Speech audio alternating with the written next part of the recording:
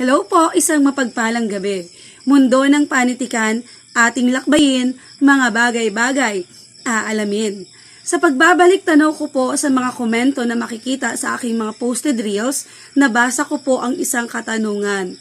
Ang katanungang ito ay, ano-ano ang halimbawa ng panitikan? So hindi lamang po halimbawa ng panitikan ang aking ibibigay o isasagot sa tanong na yon, kundi ibibigay ko rin po ang dalawang pangunahing uri ng panitikan. Ang mga impormasyong aking ilalahad ngayon ay nanggaling po sa filipino.net.ph. Ayon po sa artikulong ito, merong dalawang pangunahing uri ang panitikan. Ito po ay ang fiction o fiction at hindi fiction. Ano po itong tinatawag na fiction? Fiction kapag ang mga kwento ay naglalaman ng katang-isip na nagpapakita ng mga karakter, pangyayari at mga lugar na hindi tunay o hindi nangyayari sa totoong buhay. Ibig sabihin po, fiction kapag ito ay katang-isip lamang. So hindi siya totoong nangyayari sa realidad.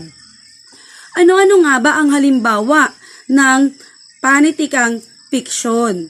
Kaya isa sa mga halimbawa o ilan sa mga halimbawa ay ang nobela, maikling kwento, tula, at marami pa pong iba. So tatalakayin po natin ang iba't ibang uri ng panitikang fiksyon sa mga susunod na mga araw. Para naman sa isa pang uri ng panitikan o isang pangunahing uri ng panitikan na tinatawag na hindi fiksyon, ito po ay naglalaman ng mga kwentong hindi kathang isip. Ibig sabihin, makatotohanan ang mga ito. So, hindi siya kathang-isip at may layunin siyang magbigay ng impormasyon at kaalaman. So, ano ang mga halimbawa ng hindi fiksyon na panitikan? So, ang ilan sa mga halimbawa ay aklat ng kasaysayan, agham, teknolohiya, pamahalaan, relihiyon, at iba pang mga akda na may ebidensya o may pruweba at nagbibigay ng impormasyon at kaalaman sa mga mambabasa.